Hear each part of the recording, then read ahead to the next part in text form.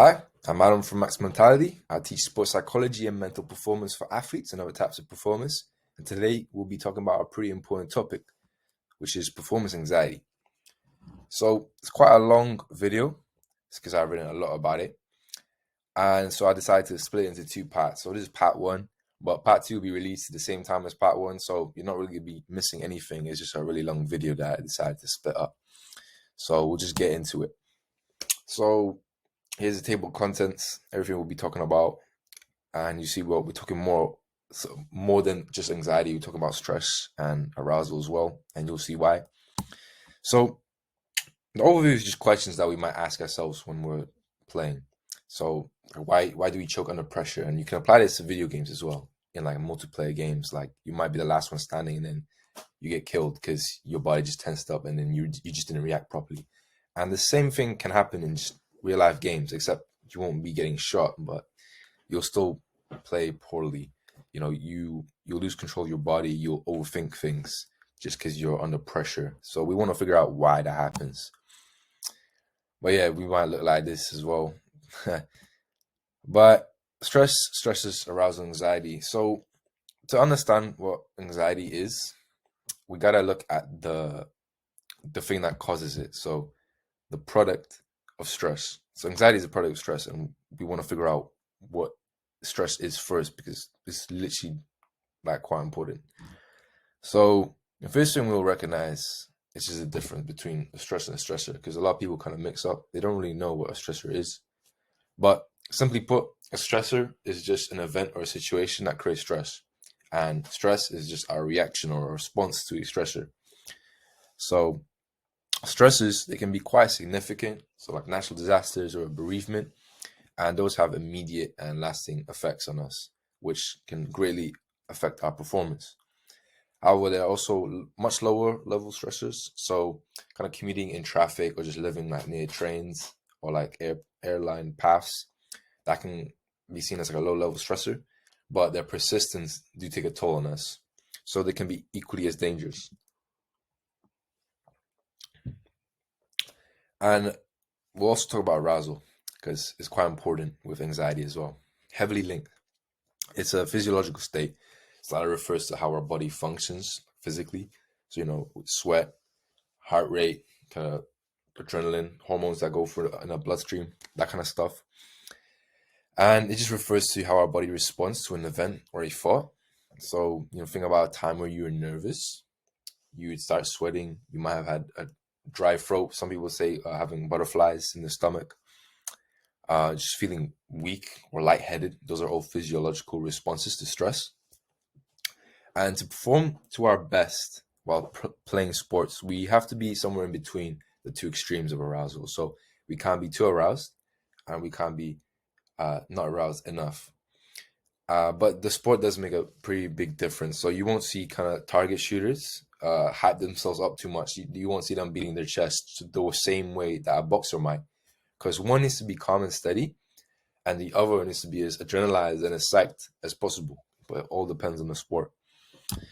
But anxiety is simply just the negative interpretation of arousal.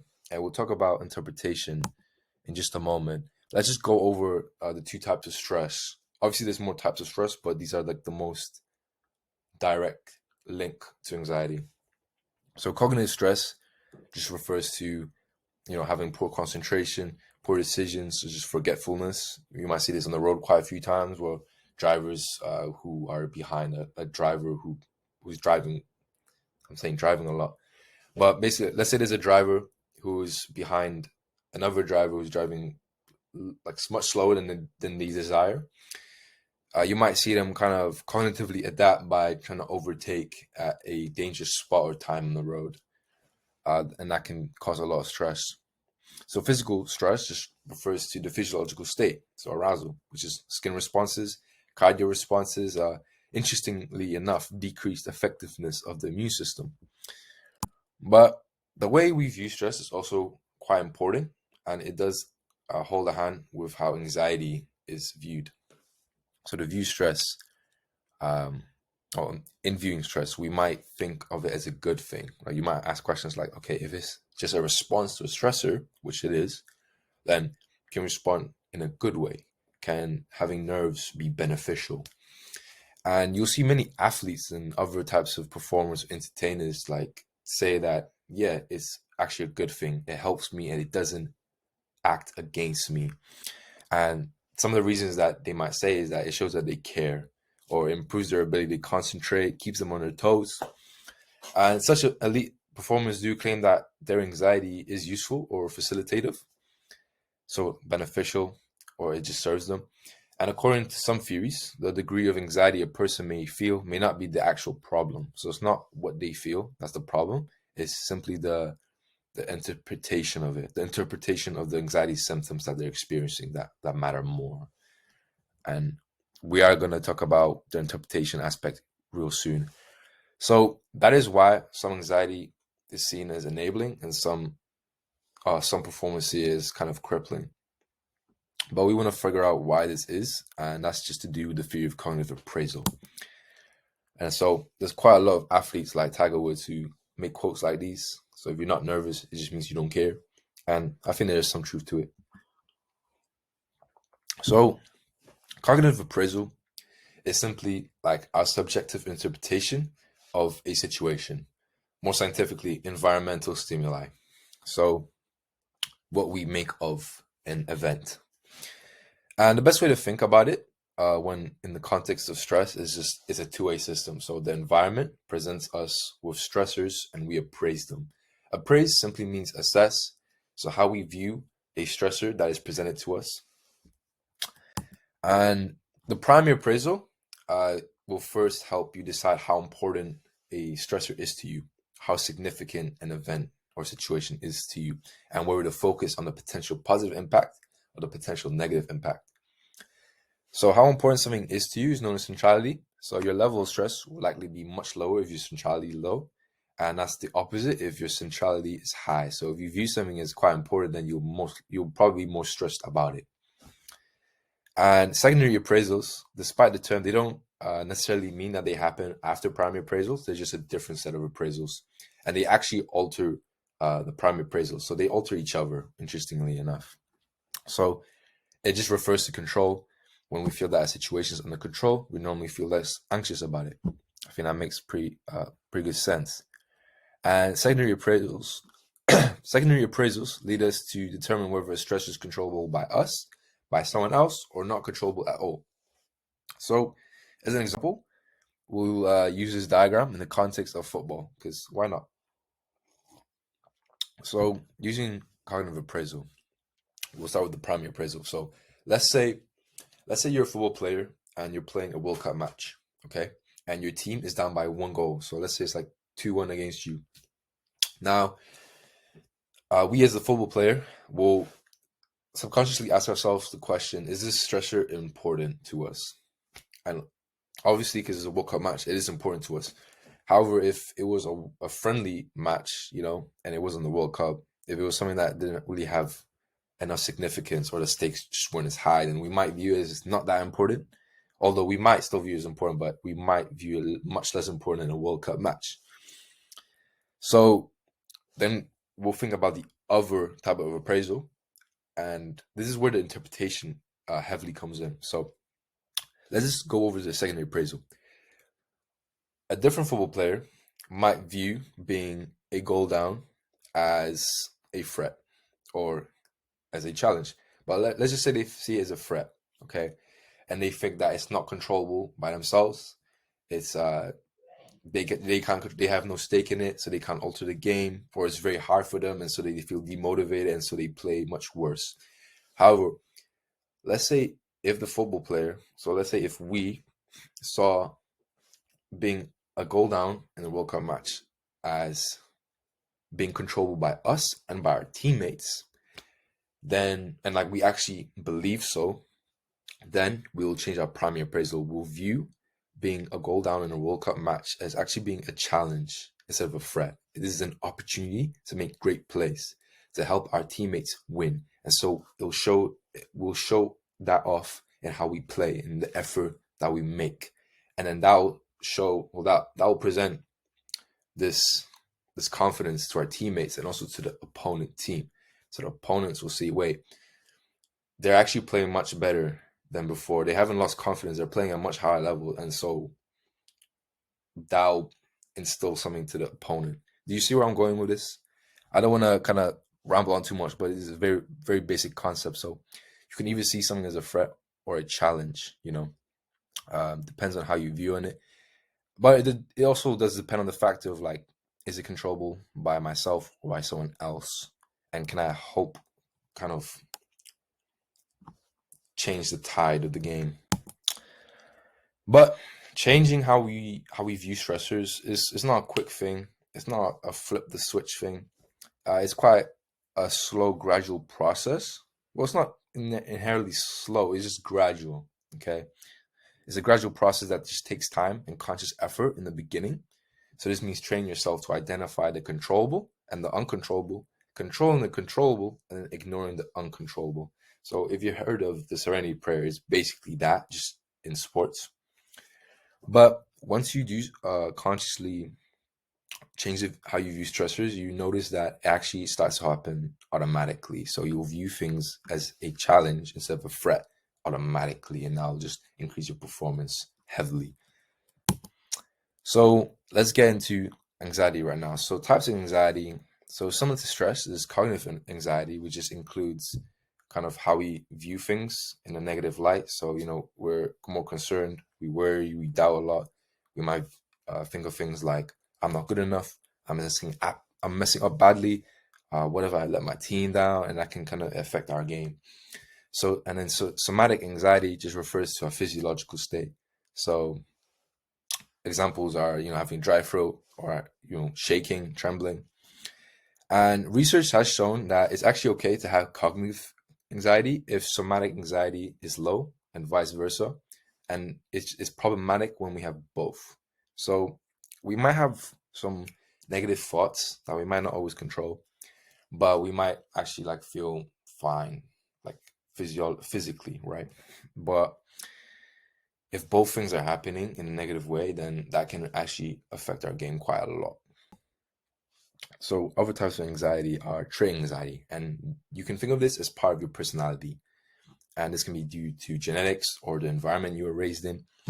But some people are just more prone to being anxious about a situation because they have higher trait anxiety, compared to someone who has lower trait anxiety who would be less anxious about the same thing. So you might compare yourself with your friend or a family member, and you can see like who has higher trait anxiety, who has lower trait anxiety, who gets more anxious about something, and who doesn't get as anxious as them.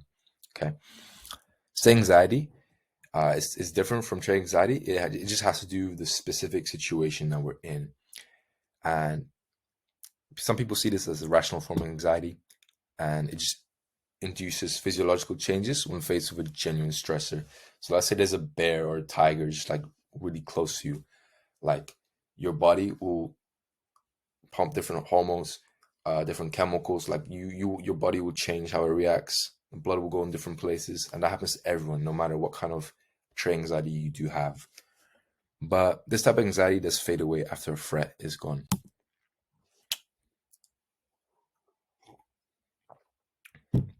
So emotions anxiety, when appraisal occurs, so when we view something, when we kind of assess what a stressor is to us, we will make a emotional response to it. So we are likely to feel positive emotions as a result of a positive appraisal. And so an example would be a controllable change. So we can actually like play better, help our team make better plays. So that's kind of a controllable challenge. On the other hand, we're more prone to feel more negative emotions if we perceive a threat. So in a study that looked at the role of emotion in sports performance, 636 athletes filled out questionnaires that assessed their stress and their mood before playing, followed by their coping mechanisms and subjective performance. So how satisfied they were with how they performed. And their findings revealed a strong relationship between stress and negative feelings, including anger, anxiety, and dejection. And these actually had nothing to do with performance. Their happiness and excitement levels, however, were positively related to performance. So what does this mean? It basically means that rather than seeing anxiety as enhancing performance and resulting in better play, athletes who experience a spectrum, well, athletes experience a spectrum of positive and negative emotions at the same time. However, some of them are better at focusing on the positive ones than others. I feel my throat is going away a little bit. So forgive me if I keep drinking a lot of water. You might still find it a bit complex, but I'll break it down really simply. So use this diagram as a visual representation, and you will see this. Imagine this as a representation of the range of emotions that you might have at any given point in time. So as you can see, so imagine each bar on the row as like minutes or like seconds even. So you'll see that there is a mix of emotions that are present, and some stand out more. Or there are more emotions stacked on than others at one point in time. So basically, people who see anxiety as helpful are just probably concentrating on the positive feelings. However, it can be challenging to recognize anxiety from the other emotions. So basically, and I'll explain this in just a sec, but these emotions, they don't represent just either good or bad. They represent both. Like they're a mix of positive and negative emotions. And what athletes do, they just focus on the positive ones more than the negative ones. But performers who describe facilitative anxiety may actually have very little nervousness, but a great deal of exhilaration. That's basically what I just said. And imagine that the higher bars just represented excitement and satisfaction. So we would likely to perceive that a stressor has had a positive impact on our performance. But if we viewed having the higher bars as evoking negative emotions, then we assume that the stress is having a harmful effect. So do you see where the interpretation is coming in? So the key here is just to focus on the positive emotions that we experience at any point in the game. So all in all, we can't really tell whether we're experiencing more positive or more negative emotions, because it just depends on how we interpret it, how we use cognitive appraisal. And that's the mind-blowing aspect of it.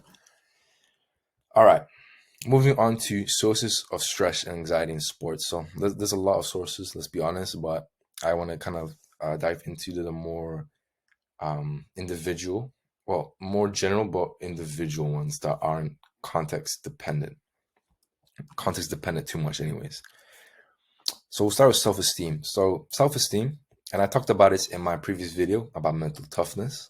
You might find some use with that. But self-esteem just basically means it's a general emotional regard for ourselves and our worth. So athletes with high self-esteem are less likely to be anxious than those with low self-esteem.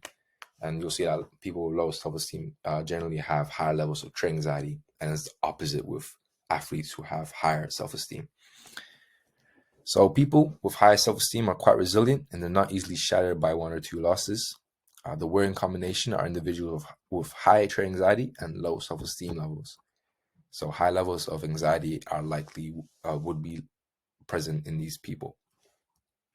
Another source of stress is perfectionism. So to make it at an elite level in sports, athletes must strive to be the best they can be. However, there is a fine line between striving to be the best and also flawlessness. And well, there is the pursuit of excellence, which is required in competitive sports. And then there's the perfectionism that worries about excessive stress and making mistakes. But the thing is that it's problematic to think of avoiding mistakes or trying to be as flawless as possible, because it's so unrealistic, since failure is inevitable, and the inevitable failure will just create more anxiety for you because failure is inevitable. This also brings us to fear of failure, which is just a characteristic that some people have. Anxiety rises by concentrating on one negative outcome and then the associated negative emotions. And then centrality is just how important or central an event is to a person, similar to the just same centrality that we mentioned before. And athletes are more prone to have higher levels of anxiety before a game if they believe it to be the most significant of their career. But depending on their cognitive appraisal, this might be a good thing or a bad thing. Just depends on how they view it.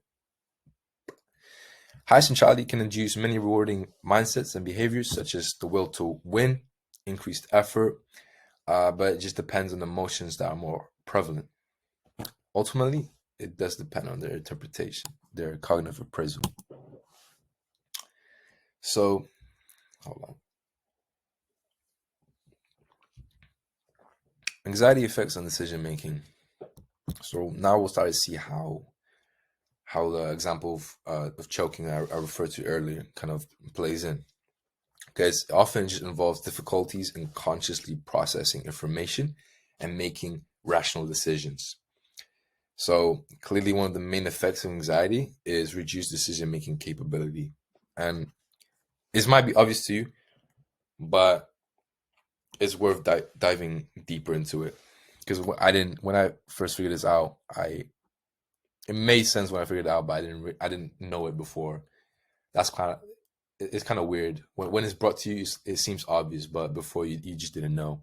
But now we'll start to understand how it affects our decision making. So there's this concept called attentional narrowing, and so basically, one of the reasons that our anxiety has such an effect on our decision making is because of attentional narrowing, and it's basically like an attentional field that we all have at all times, right? And it can be either narrow or wide.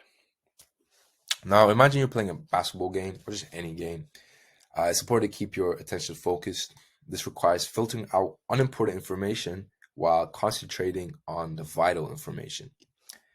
So, if our arousal is heightened, we'll start to feel more anxious and our attention will narrow.